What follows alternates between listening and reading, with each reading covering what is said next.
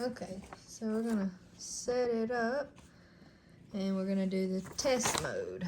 So right here's test mode. So it says press and hold the snooze and time buttons for 3 seconds to enter the test mode. So you go to snooze and time. Hold those down for 3 seconds.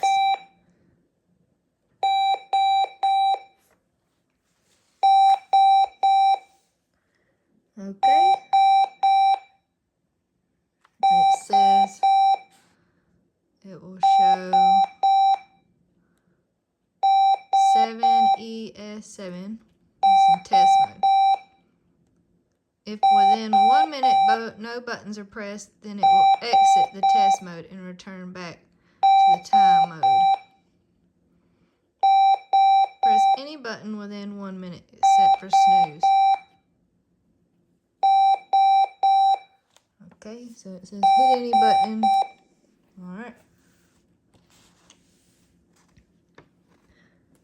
Press any button within 1 minute except for snooze and time buttons, which has no effect. It will exit the test mode immediately.